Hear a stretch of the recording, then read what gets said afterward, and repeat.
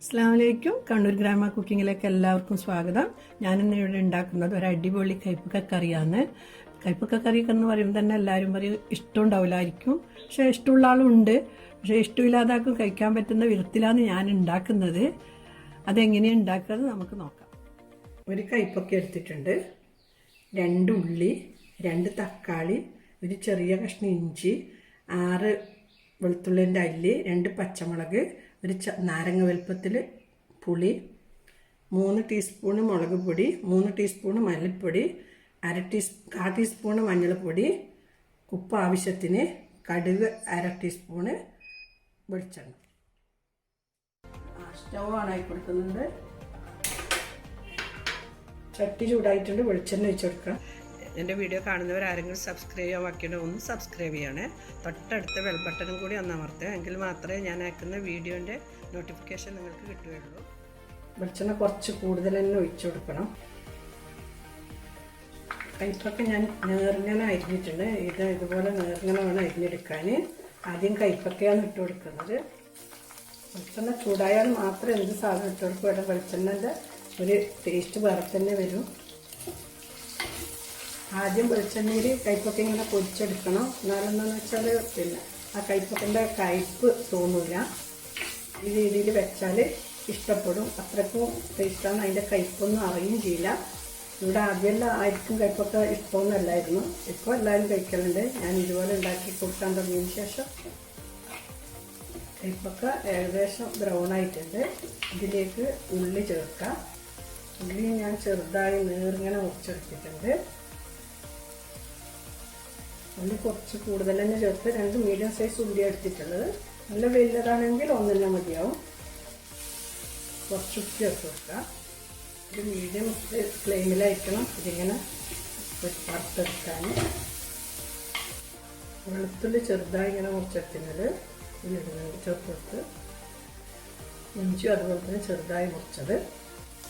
മുളക് പൊടി ചേർത്ത് വെക്കുക. മല്ലിപ്പൊടി, മഞ്ഞൾപ്പൊടി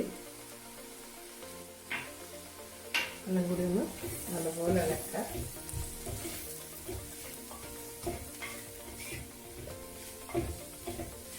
ഒന്ന് ചെറുതാക്കി കൊടുക്കുക, അല്ലെങ്കിൽ പെട്ടെന്ന് മുളകൊക്കെ കരിഞ്ഞു പോകും. മുളക് പൊടിയൊക്കെ നല്ലപോലെ മിക്സ് ചെയ്യുക. ഇതിലേക്ക് തക്കാളി മുറിച്ച് ചേർത്ത് വെക്കാം.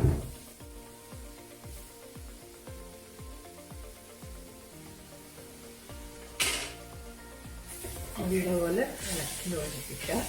നിങ്ങൾക്ക് വേണമെങ്കിൽ ഏത് പാത്രത്തിലും ഉണ്ടാക്കാം. മൺചട്ടിയിൽ ആകുമ്പോൾ നല്ലൊരു ടേസ്റ്റ് ഉണ്ടാവും. അതുപോലെ വെളിച്ചെണ്ണ തന്നെ ഉപയോഗിക്കണം. വെളിച്ചെണ്ണ ആയാലാണ് കയ്പൊക്കെ വെച്ചാൽ ടേസ്റ്റ് ഉണ്ടാകുക. പിന്നെ നിങ്ങൾക്ക് വേണമെങ്കിൽ സൺഫ്ലവർ ഓയിലും യൂസ് ചെയ്യാം. പച്ചമുളക് ചേർത്ത് അതുപോലെ 2 പിളർന്നിട്ട് കട്ട് ചെയ്തിട്ട് കൊടുക്കാം. ഉപ്പി ചേർത്ത് കൊടുക്കാം. അതുപോലെ മിക്സ് ചെയ്യുക.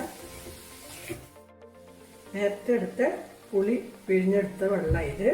ഈ വെള്ളം കൂടി ചേർത്ത് കൊടുക്കുന്നുണ്ട്.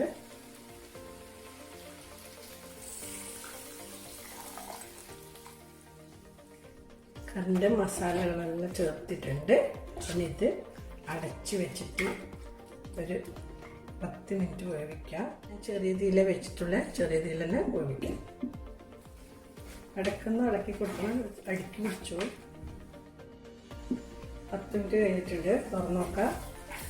നമ്മുടെ കയ്പക്കറി നല്ല അടിപൊളിയായി വന്നിട്ടുണ്ട്. ഇതിലേക്ക് കടുക് പൊട്ടിച്ചിടാം. കുറച്ച് കറി ഇട്ട് കൊടുക്കാം. അതിലേക്ക് കടുക് ഇട്ട് കൊടുക്കാം. കുറച്ച് കറിവേപ്പില ചേർത്ത് കൊടുക്കാം.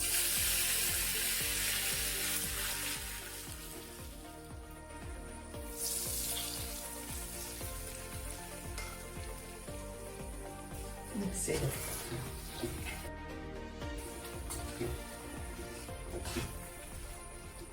സ്റ്റൗ ഓഫ് ചെയ്ത് നല്ല കയ്പക്ക കടി റെഡിയായിട്ടുണ്ട്. എല്ലാവരും ഒന്ന് ഉണ്ടാക്കി നോക്കണം. നല്ല പോലെ എല്ലാവർക്കും കഴിക്കാൻ പറ്റും. വീഡിയോ ഇഷ്ടപ്പെട്ടില്ലെങ്കിൽ ലൈക്ക് ചെയ്യുക, ഷെയർ ചെയ്യുക. Thank you.